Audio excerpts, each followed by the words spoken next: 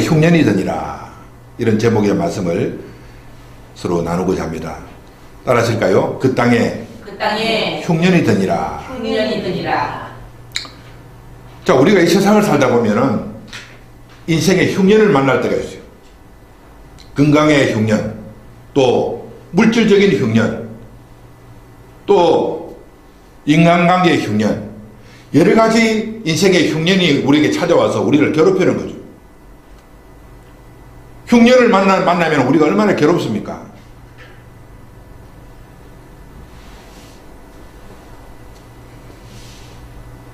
근데 하나님이 지으신 이 세상에 원래 흉년은 없다는 거죠.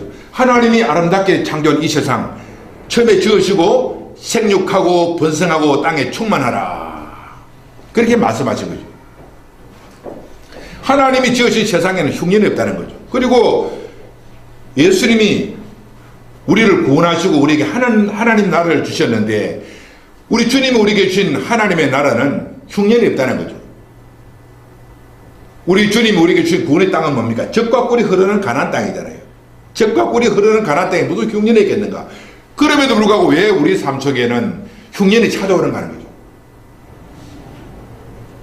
여기 뭔가 문제가 있지 않는가? 왜 우리 삶에는 하나님이 원하지도 않으시고 또 우리도 원하지 않는데 흉년이 왜 우리의 삶 속에 찾아와서 우리를 괴롭게 하는가? 그런 말이죠. 오늘 본문은 거기에 대한 해답을 주는 말씀이죠. 오늘 본문에는 베들레헴에 살고 있던 한 가정의 이야기죠. 베들레헴은 떡집이잖아, 떡집. 풍요로움이 있는 그 떡집, 하나님의 땅, 풍요가 있는 땅, 그 땅에 사는 베들레헴에 그만 흉년이 찾아오더라는 거죠.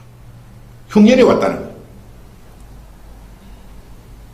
그곳에 살고 있던 나오미의 가정은 더 이상 흉년을 극복하지 못하고 베들레헴을 떠나기로 작정하는 거죠. 요즘 말하면 이민 가기로 작정하는 거죠. 그래서 그들은 무작정 흉년이 없는 그 모압이라는 지방 나라로 이사를 가버리고 말았어요. 흉년을 피해서 모압으로 가버리면 이제는 흉년을 극복할 줄 알았던데 가보니까 더 심각한 문제가 발생되는 거예요. 모압 땅에 가보니까 뭡니까? 어느 날 시름시름 자기 남편이 알더니 남편이 죽어버리고, 한 10년쯤 지나니까 자기 큰아들이 그만 이름 모를 병을 앓더니 죽어버리고, 마지막 남은 희망의 아들, 작은 아들까지도 그만 죽어버리는 거예요. 그리고 베들레헴에서 갖고 온 모든 재산마저도 다 탕진하고 마는 그런 고통이 찾아오더라는 거예요. 이 나오미에게는 이 절망 끝밖에 없어요. 앞 희망이 보이지 않는 거예요. 앞으로 봐도 희망이 보이지 않고 뒤를 돌아봐도 희망이 보이지 않고, 그런 때, 바로 그런 때, 절망의 때에 한 소문을 듣는 거예요. 한 소리를 듣는 거죠. 하나님이 베들레헴 땅을 회복시켜 주셨다. 그 땅에 흉년을 거두시고 그 땅에 풍년을 주셨다는 소식을 듣는 거죠. 그 복음이라는 거예요, 복음. 오늘 우리가 인생을 살다 보면요, 정말 캄캄한, 이 나오미처럼 캄캄한 절망의 밤을 맞이할 때가 많다는 거죠. 근데 이 절망의 밤에 하나님은 항상 희망의 빛을 준비하고 계신다는 사실도 우리가 알아야 하는 거죠. 여러분, 밤이 캄캄하면 새벽이 오듯이, 여러분, 새벽이 오는 그 빛이 오는 그 밤에 가장 어둡다는 그런 말이 있잖아요. 우리가 인생이 캄캄하고 절망스러울 때 항상 하나님은 희망의 등불을 예비하시고 기다리고 계신다는 사실을 발견할 수 있는 거죠. 그 소식을 듣고 그는 남은 두 며느리를 데리고 모압을 떠나서 베들레헴으로 가는데, 아무래도 이 모압 땅의 며느리들이 마음에 걸리는 거죠. 자기 남편들이 죽고 과부가 된 이 사람들을 데리고 가보도록 하겠는가. 그래서 너희는 친정으로 돌아가라, 그렇게 말하니까 두 며느리 중에 한 며느리 오르바는 사람은 알겠습니다 어머니 하고 자기 친정 모압으로 돌아가고, 룻은 그렇지 않더라는 거예요. 어머니가 가시는 곳에 나도 가고, 어머니 하나님이 나의 하나님이 되고, 어머니가 죽으시는 곳에 나도 죽겠습니다, 그렇게 말하면서 끝까지 베들레헴으로 찾아가는 거죠. 근데 베들레헴으로 찾아가니까 마침 그 때가 막 추수 때라. 여러분, 이 보세요. 흉년을 맞이하고 고통스러운 이런 삶을 살고 있던 이 나오미가 어떤 결단을 하고 가니까 추수 때가 기다리고 있다는 거죠. 이 아이러니하잖아요. 오늘 우리도 마찬가지로 어떤 신앙의 결단하고 하나님이 주시는 그 각오를 가지고 신앙의 길을 걸어가면 하나님이 예비하시는 그런 은혜가 있다는 사실을 말하고 추수 때 그뿐만 아니라 베들레헴 땅에 찾아가니까 보아스라고 하는 한 유력한 사람을 하나님이 예비하시고 그 보아스를 그 가정에 기업 물을 자, 모든 잃어버린 것을 다시 찾아주는 기업 물을 자로 세우시고 그 가정에서 잃어버린 모든 재산들을 그 보아스가 다 회복시켜주고 그 가정에 잃어버린 자식들을 대신해서 그 며느리와 한 며느리와 결혼하게 함으로써 그 가정에 대를 이어주는 그런 축복을 주더라. 그런 말씀입니다. 그것이 오늘 본문의 루키스가 주는 교훈이라는 거죠. 자, 오늘 우리도 인생을 살아가면서 흉년을 만날 때가 있어요. 흉년이 우리를 괴롭힐 때가 있어요. 흉년은 끝이 아니라는 거죠. 우리가 흉년을 잘 극복하고 흉년이 주는 그 의미가 뭔가를 잘 극복하고 흉년을 극복하면 반드시 하나님은 풍년의 은혜를 예비하시고 그를 위로하신다는 사실을 말씀하고 있습니다. 아멘. 그래서 오늘 루키스가 우리에게 주는 교훈이라는 사실입니다. 자, 그렇다면 첫째로 왜 우리가 이 땅을 살아가는 동안 흉년을 만나게 되는가 하는 거죠. 왜? 하나님이 흉년을 원하시는 것도 아니고 우리도 흉년을 원하는 것이 아닌데 왜 우리의 삶에는 흉년이 찾아오는가? 가정적으로 또 국가적으로 사회적으로 흉년이 왜 찾아와서 우리를 괴롭히는가 하는 거죠. 왜? 그 이유를 알아야 되지 않겠습니까? 첫째로 사람이 자기 소견대로 살면 흉년을 만나게 된다는 거죠. 따라하실까요? 사람이 자기 소견대로 살면 흉년을 만나게 됩니다.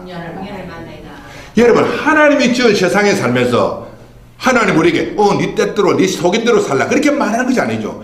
하나님이 지은 세상에 사는 동안 우리들에게 하나님 요구하시는 거 있단 말입니다. 하나님의 주권을 인정하고 너는 그의 종이 되어서 그분의 말씀대로 순종하며 인생을 살라. 이것이 하나님의 뜻이라는 거죠. 그런 세상에 우리가 살아가면서 하나님의 주권도 인정하지 않고 자기가 인생의 주인이 되어서 자기 소견대로 자기 마음대로 인생을 산다면 그 사람 삶 속에는 반드시 흉년이 찾아오게 된다는 것을 말하고 있어요.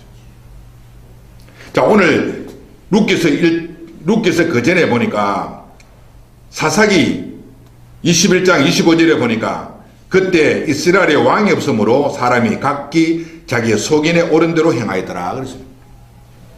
루키스의 배경이 되는 이 사사시대가 지도자가 없단 말입니다. 그래서 사람들은 각기 자기의 소견대로 자기 옳은 대로 인생을 살더라. 자, 오늘도 우리 인생을 살면서 나는 나에게 왕이 있는가? 나를 이끌어주시는 지도자가 있는가? 나를 이끌어주는 지도자가 내 앞에 있는가? 내 삶에 왕이 있는가? 이것을 확인해 봐야 하는 거죠. 만약에 내 삶 속에 나를 이끌어주는 왕이 없다면, 나를 지도해주는 지도자가 없다면 난 불행한 사람이에요. 인생의 흉년을 이길 수가 없어요. 이스라엘 민족이 왕이 없으므로 각기 자기 소견대로 행할 때 인생의 흉년을 맞이했던 것처럼 우리도 인생을 살면서 나를 지도해주는 왕이 없다면 우리는 흉년을 피할 수가 없다는 사실을 말하고 있다. 나는 왕이 있는가?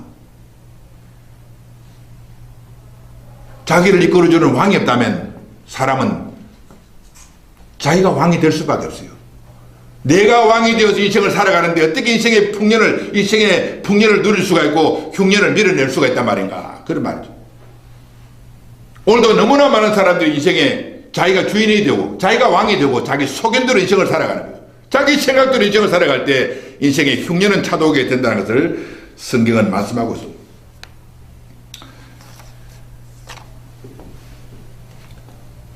하나님은 우리가 사는 이 세상에 하나님은 왕을 보내주신 거죠. 왕. 하나님이 보내신 그분을 내 인생의 왕으로 삼고 그분의 지도를 받고 그분의 명령 앞에 순종하며 살아가는 삶을 살 때 우리는 평안을 누릴 수 있다는 거죠. 아멘. 네. 자, 이사야 32장 1절에 보니까 이하의 말씀 보니까 보라 장차 한 왕이 공의로 통치할 것이요 방백들이 정의로 다스릴 것이며 또 그 사람은 광풍을 피하는 곳 폭우를 가려오는 곳 같을 것이며 마른 땅에 냇물 같을 것이며 곤비한 땅에 바위 그늘 같으리니 하나님은 한 왕을 이스라엘 민족에게 보내주겠다. 또 온 인류에게 한 왕을 보내주겠다고 약속하셨습니다. 그 왕은 누굽니까? 폭우를 가려는 곳. 인생에 우리가 이 세상을 살아갈 때 고통당하는 삶을 사람들을 건져주는 왕으로서 하나님은 이 세상에 보내주겠다고 약속하신 거죠. 그 왕이 바로 예수 그리스도라는 것을 성경은 말씀하고 있습니다. 요한복음 12장 14절 이하의 말씀을 보면은 예수는 한 어린 나귀를 보고 타시니 이는 기록된 바 시온에 따라 두려워하지 말라 보라 너의 왕이 나귀 새끼를 타고 오신다 함과 같더라 그랬어요. 하나님이 보내시는 왕, 하나님의 아들 예수 그리스도, 그분이 내 인생의 왕이 되고 그분이 명령하는 그 명령대로 순종하며 살아가는 사람들에게 하나님은 풍년을 주신다는 거죠.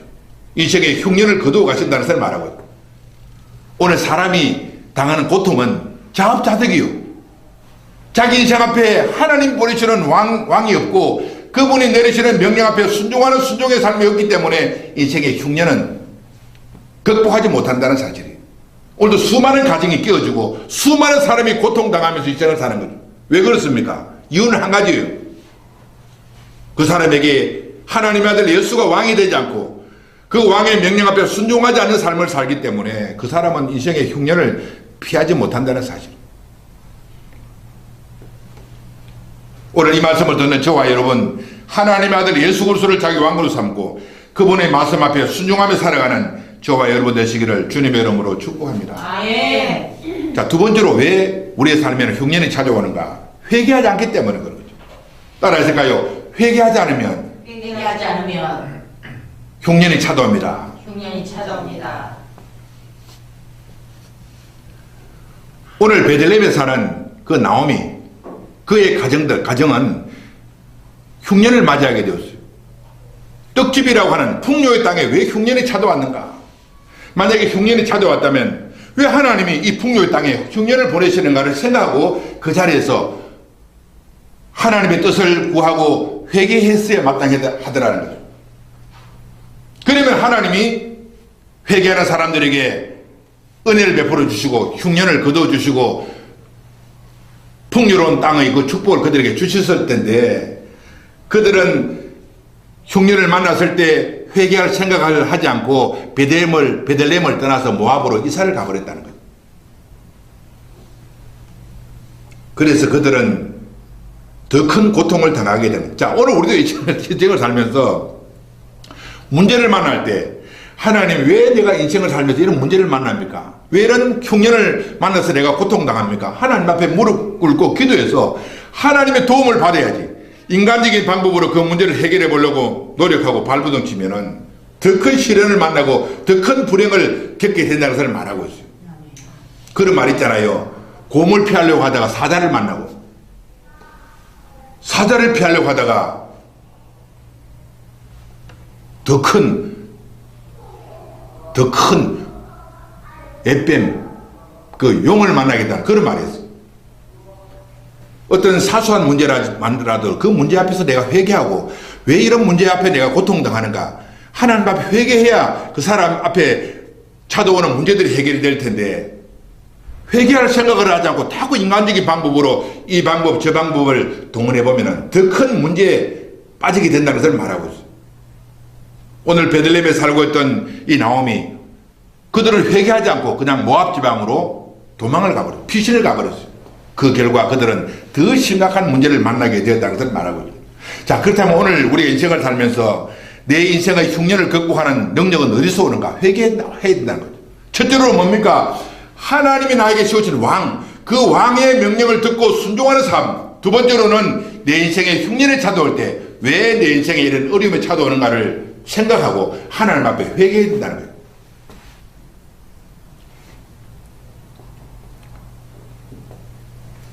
자, 요한일서 1장 9절에 보니까 만일 우리가 우리 죄를 자백하면 그는 미쁘시고 의로우사 우리 죄를 사하시며 모든 불의에서 우리를 깨끗하게 하실 것이요.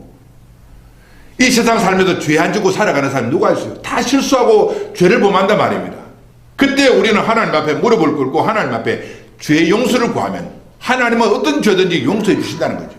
아멘. 그런데 사람이 회개하지 않고 자기 죄를 자백하지 않는 삶을 살기 때문에 더 큰 어려움을 만나게 된다. 그런 말씀입니다. 우리가 잘 아는 대로 예수님의 제자 중에 가룟 유다가 있고 베드로가 있어요. 가룟 유다도 예수님을 예수님 앞에 죄를 범했어요. 은 30냥을 받고서 자기 스승인 예수님을 팔아버렸어요.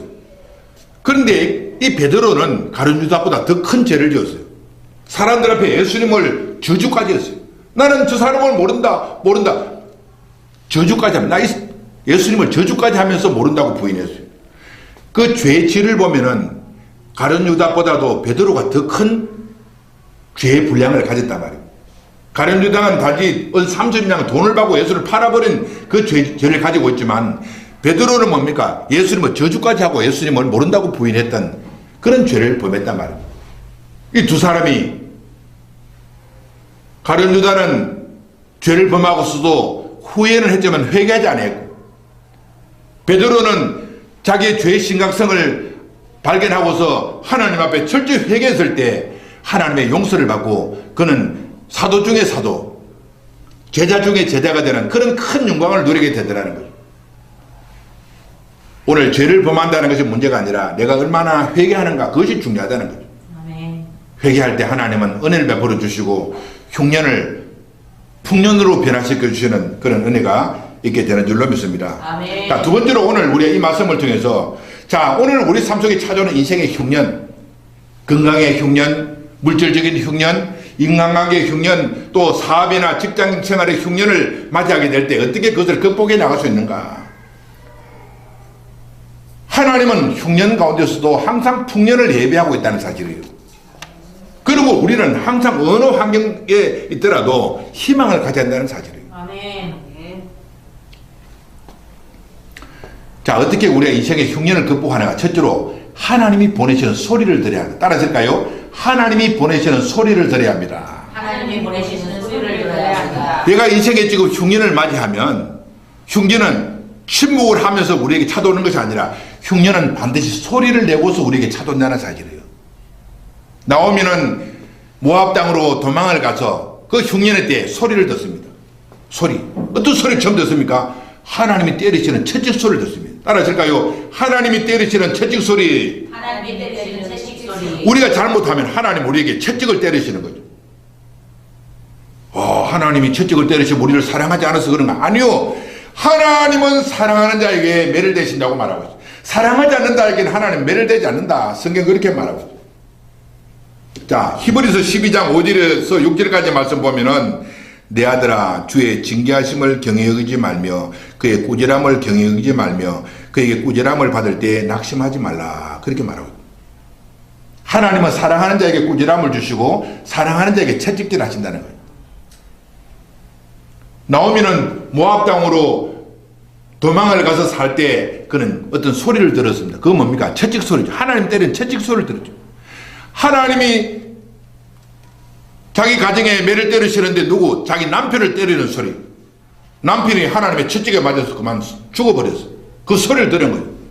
그 소리를 듣고 회개했으면은 나오미가 회복할 수 있는 그런 시간이 빨라졌을 텐데 그 소리를 듣고도 깨닫지 못했어. 그러자 하나님은 그 채찍을 두고 누구? 큰아들을 때린 거예요.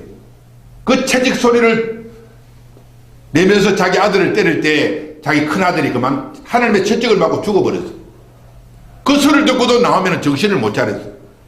마지막 남은 둘째 아들을 쳐서 하나님은 그 아들을 죽게 만들었어요. 하나님이 보내는 채찍은 그 사람이 그 채찍 소리를 듣고 돌이키고 회개하도록 하는 하나님의 사랑의 손길이라는 거예요. 오늘 우리가 그리운 것은 뭡니까? 어떤 누가 나에게 달콤한 위로의 말, 소망의 말 하는 것이 우리가 기다려 되는 것이 아니에요.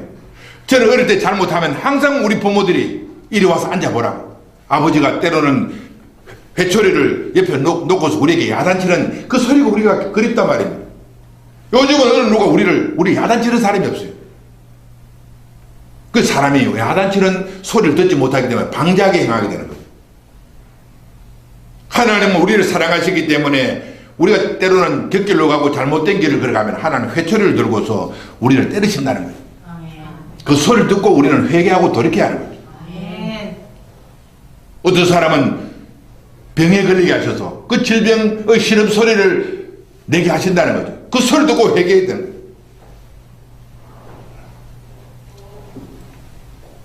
두 번째로 우리가 들어야 할 소리는 복음의 소리. 따라할까요? 복음의 소리. 복음의 소리. 이 나오미의 가정이 하나님을 피해서 흉년의 날에 모압으로 갔을 때 그는 모든 것을 다 잃어버렸어요. 남편 잃어버리고 큰아들 잃어버리고 작은아들 잃어버리고 가지고 간 모든 재산 다 잃어버리는 그런 절망의 시간에 그의 귓전에 들려오는 복음의 소리가 있었다는 사실이에요.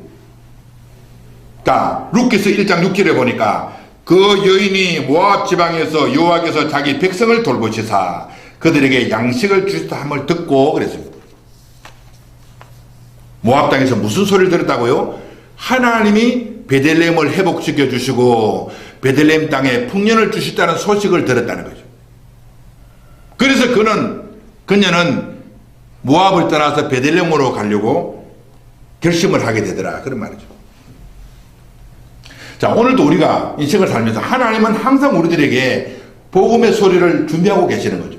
내가 힘들고 어려울 때, 고통스러울 때, 아파할 때 하나님은 항상 우리 곁에서 그 누군가를 통해서 우리에게 들려주시는 소리가 준비되고 있다는 사실이에요.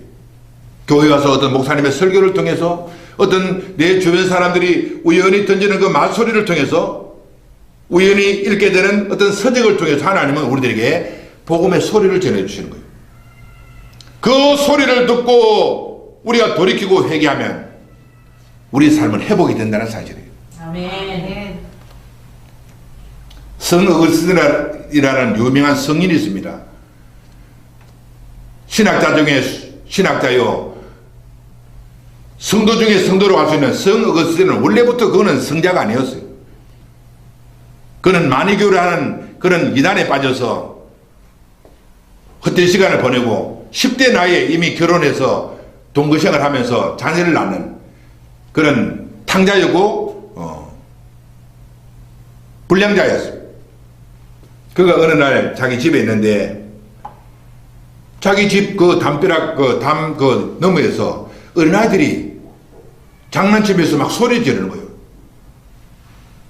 그 소리가 뭔가 집어들고 읽어라, 집어들고 읽어라 하는 그런 소리가 자꾸 들리는 거예요. 그 소리를 듣고 뭔가 뭘 집어들고 읽으란 말인가 보니까 거기에 보니까 로마서 쪽복음이 자기 주변에 있다. 누가 어떤 전도인이 전도하기 위해서 자기에게 쪽복음을 전해주었는데 그것을 두고 있었다고요. 그것을 로마서를 탁 펼쳐보니까 로마서의 말씀이 그에게 들려오는 거예요. 밤이 깊고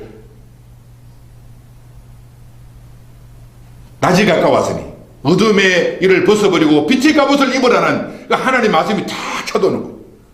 그 말씀을 듣고 그는 꼬꾸라지고 회개해서 그는 수도원을 찾아가서 예수님을 발견하게 되고 믿게 되고 예수님을 통해서 완전히 새로운 사람으로 거듭나는 그런 축복을 받더라는 거예요. 아멘.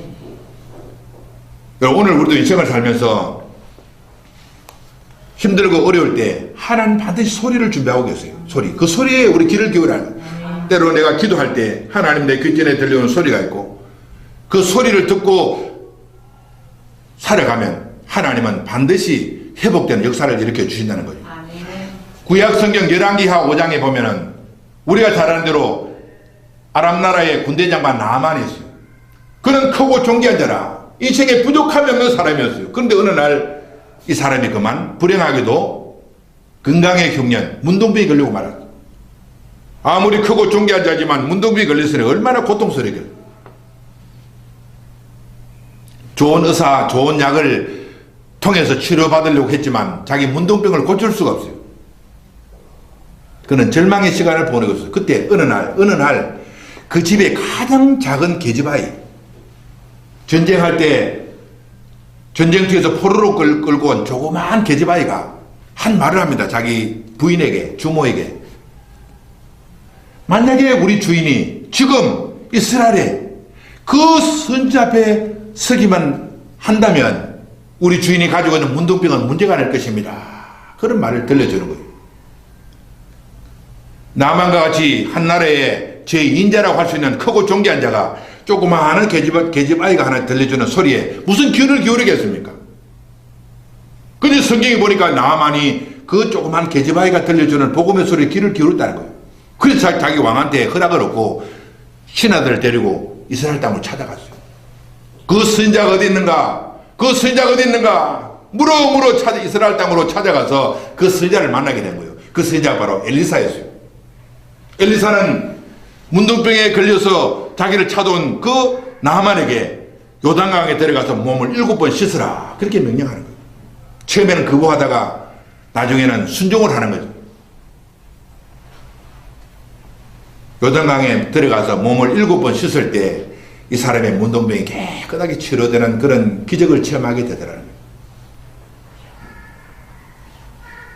건강의 흉년을 맞이했지만 자기 귀에 들려오는 자그마한 복음의 소리를 듣고 순종했을 때 나만의 문제가 해결되더라 그런 거죠. 오늘도 우리가 살면서 분명히 하나님은 우리들에게 소리를 준비하고 계신다는 거죠. 그 소리에 귀를 기울여야 하는 거예요. 때로는 성경을 읽으면서 교회 와서 목사님들의 설교를 들으면서 또 길거리를 걸으면서 우연히 내 친구가 들려주는 그 소리에 귀를 기울일 때 우리는 회복되는 역사가 있게 되는 줄로 믿습니다. 아멘. 두 번째로 우리 어떻게 인생의 흉년을 극복할 것인가? 결단하는 때로는 행동하는 믿음이라 따라서 행동하는 믿음. 행동하는 믿음. 결단이 필요하다는 거죠. 교회 와서 설교 말씀 때 설교 말씀 좋구나. 그걸로서 끝나면 안 된다는 거죠. 뭔가 소리를 들으면은 그 소리 들은 대로 결단해야 하는 거죠. 순종을 해야 된다는 거죠. 행동하는 믿음으로 그 반응을 나타낼 때 자기 삶 속에 흉년은 극복한다는 사실이에요. 아멘. 오늘 나오면은 모압 땅에서 베들레헴의 모든 상황이 달라졌다는 소식을 듣고 그는 근저는 뭡니까? 자기 모든 삶을 정리해서 베들레헴으로 다시 돌아갈 그런 결단을 하게 되었다는 거죠. 오늘 우리 삶도 마찬가지로 행동하는 믿음이 필요하죠. 결단이 필요한 거죠. 하나님의 말씀을 듣고 주님이 나에게 들으신 복음의 소리를 들었다면 그 말씀대로 결단해야 하는 거예요. 결단할 때 기적이 일어나는 거죠. 자, 루카서 1장 7절에 다시 보면은 있던 곳에서 나오고 두 며느리도 그와 함께 하여 유다 땅으로 돌아오려고 길을 가다가 그랬습니다. 있던 곳에서 나오고. 자, 오늘 내 삶 속에서 나를 괴롭게 하는 고통스럽게 하는 환경이 뭔가 하는 거죠.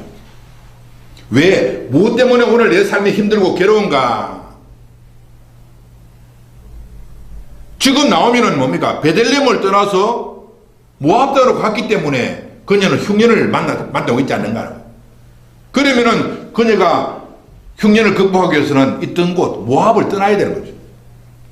모압을 떠나서 베들레헴으로 가는 것이 사는 길이라 그런 말이죠. 오늘 모압은 무엇을 말하는가? 또 베들레헴은 무엇을 상징하는가? 그 영적인 교훈이 있잖아요. 복음적으로 모압은 세상을 말하는 거예요. 베들레헴은 하나님이 계시는 떡집, 예수가 계시는 교회를 상징하는 거죠. 고통의 날에 이 나오면은 한 며느리를 데리고 자기 모든 재산을 정리해서 모압을 떠나서 베들레헴으로 이사를 갔을 때 결단하는 행동하는 믿음을 보였을 때 그녀에게는 회복하는 역사가 주어지더라 그런 말씀이죠. 아멘. 있던 곳에서 나와서 오늘 우리는 내 있던 곳이 나를 괴롭힌다면 우리는 빨리 그곳을 떠나야 하는 거죠. 그리고 돌아가야 하는 거예요. 어디로? 유다 땅으로. 모압을 떠나서 유다 땅으로 돌아가는 것이 회개라고 하는 거죠.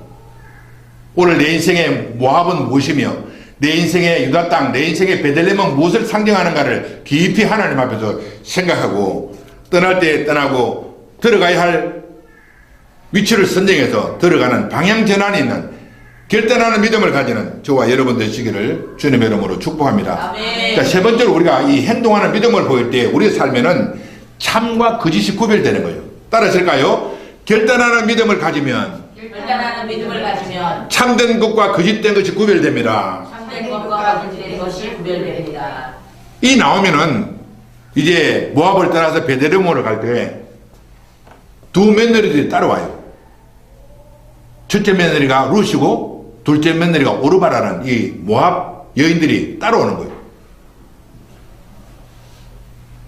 이들은 나오미의 영향을 받고서 지금까지 신앙생활 잘 하던 사람들인 것 같아요. 그런데 나오미가 그들에게 말합니다. 돌아가라. 가다가, 그것도 한참 가다가 돌아가라. 진정으로 돌아가라는 거죠. 내가 무슨 소망이 있어서 너희들을 베들레헴으로 하나님의 땅으로 데려가서 너희들을 또 고생시킬 것인가 생각하고 시어머니는 두 며느리에게 돌아가라 그랬어요.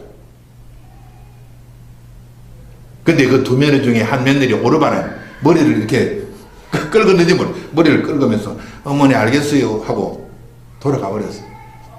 근데 룻은 결심을 하고 자기 시어머니를 따라서 남편의 고향 베들레헴으로 돌아가더라. 들어봤어요. 자, 여기서 이 말씀을 통해서 무엇을 깨닫는가? 우리가요, 어떤 내가 지금 있는 위치에서 신앙에 결단하면은 뭔가 구별된 삶이 나타난다는 거예요. 오르바가 나타나고 룻이 나타나는 거예요. 결단하지 않기 때문에 룻과 오르바는 같은 모양으로 뒤섞여서 내 삶을 형성하고 있지만 우리 같은 신앙에 결단할 때 오르바가 구별되고 룻이 구별된다는 것을 보여주고 있어요. 아멘. 우리 하나님은 지혜로운 하나님이죠. 우리가 주님이 재림할 때도 마지막으로 주님이 재림할 때도 주님은 참과 거짓을 구별해요. 누가 올바른 신부인가 올바르지 못한 신부인가를 주님은 구별하신다는 거예요. 우리가 열천의 비유를 잘 알고 있잖아요. 신랑이 온다는 사실을 열천이가 분명히 알고 있었는데 정해진 시간에 신랑이 온 것이 아니라 밤 늦은 시간에 신랑이 온 거예요. 이 신랑은 얼마나 지혜로운 신랑인가. 정해진 초저녁의 시간에 왔으면 다 깨어서 등불을 다 준비하고 기다릴 거 아니겠는가.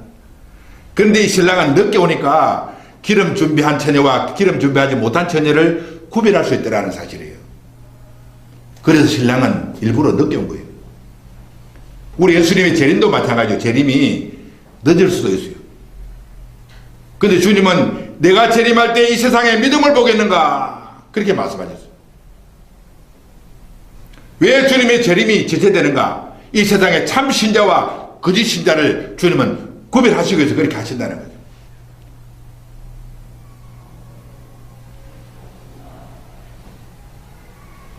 나오미는 신앙에 결단했을 때 자기 두 며느리 중에 한 며느리 오르바와 참 신자와 거짓 신자를 구별하는 그 결과를 나타나는 사실이에요. 오늘 우리도 마찬가지로 내가 회개하고 결단하게 되면 우리의 가정에서도 뭔가 변화가 일어나요. 우리 교회도 변화가 일어나요. 참 신자와 거짓 신자가 구별되기 시작한다는 거예요. 교회도 올바른 복음, 생명의 복음이 전거되면 거기에는 참 신자와 거짓 신자가 구별되는 거예요.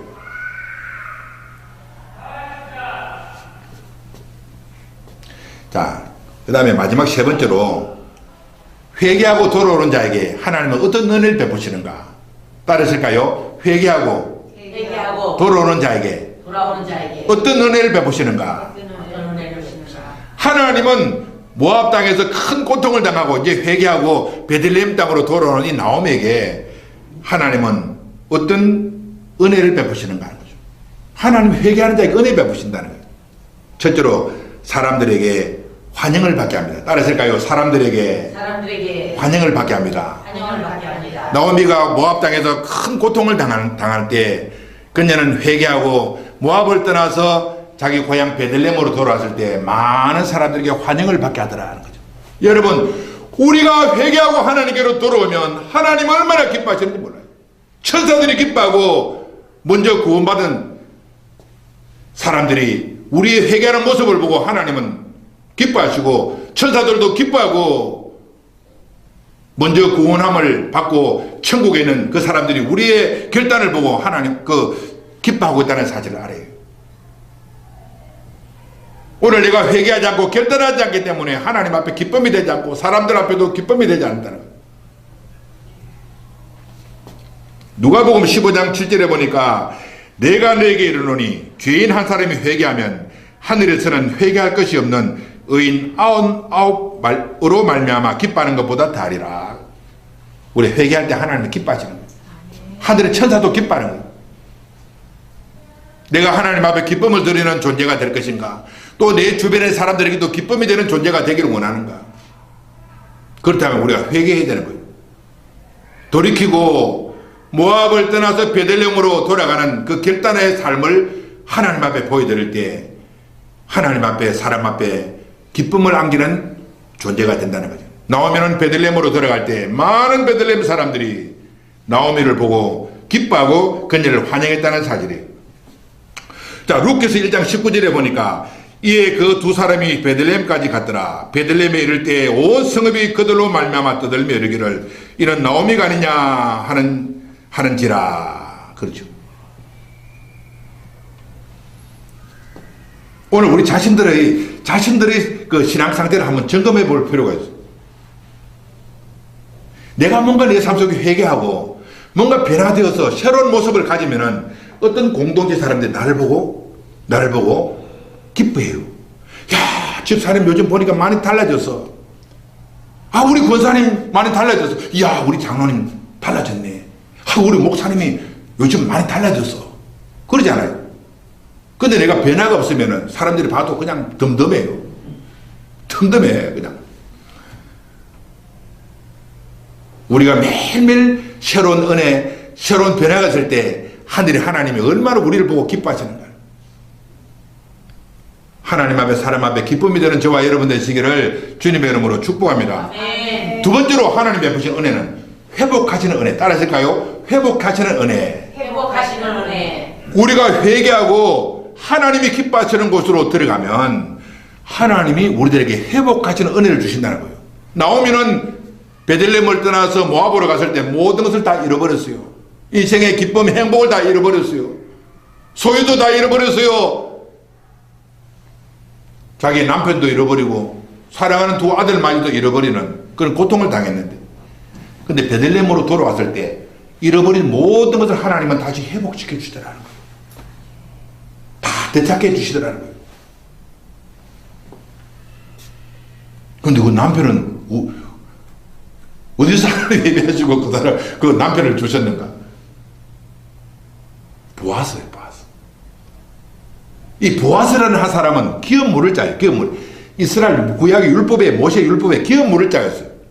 기업 물을 자는 그 지파에서 가장 유력한 사람, 돈이 많고 힘 있는 사람이 자기 지파에서 가장 가난하게 된 사람, 재산을 잃어버린 사람에게 자기가 가진 것을 가지고 그 사람을 구제해야 될 그런 의무가 있어요. 기업 물을 자. 베들레헴으로 돌아가니까 이 나오미의 가정에 기업 물을 자가 있어요. 그 사람이 보아스예요, 보아스. 보아스는 유력한 사람이에요. 돈이 많은 부자였어요. 이 사람이 나오미가 오자 나오미의 가정에 기업 물을 자가 된 거예요. 기업 물을 자는 뭡니까? 그 가정에 실을 주어서 대를 잇게 해줄 그런 의무가 있고, 물질적인 어려움을 당하면 자기 재산을 동원해서 그 사람이 잃어버린 것을 되찾아주는 그런 일을 하게 되는 것이 기업 물을 자죠. 이 기업 물을 자는 예수 그리스도의 모형이죠. 여러분, 예수 그리스도는 우리의 기업 물을 자죠. 기업 물을 자. 고엘이라는 이런 제도는, 구약의 고엘이라는 기업 물을 제도자는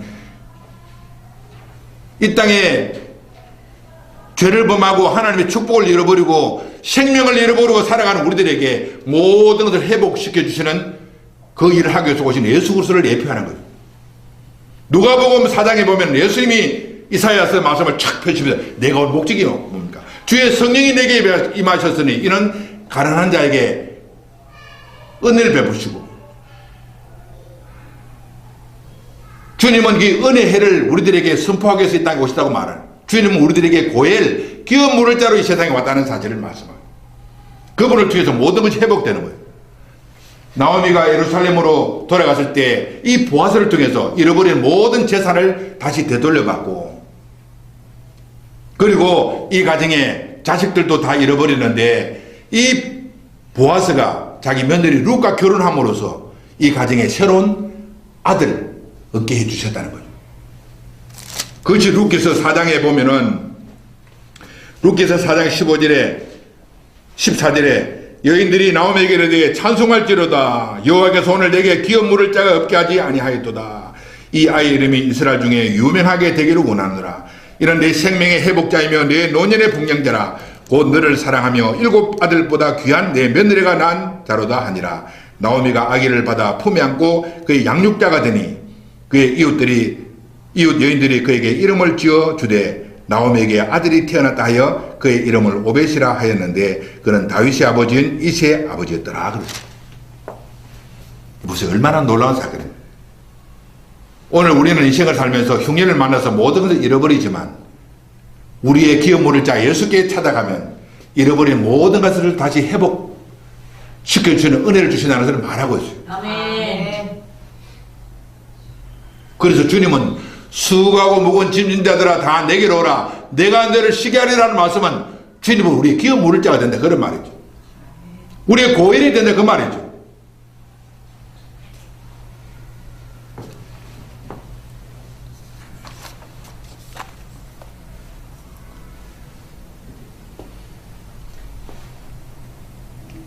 자, 루키스 1장 20절에 보니까 나를 나오미라 부르지 말고 나를 마라라 부르라. 이런 전능자가 나를 심히 괴롭게 하셨습니다.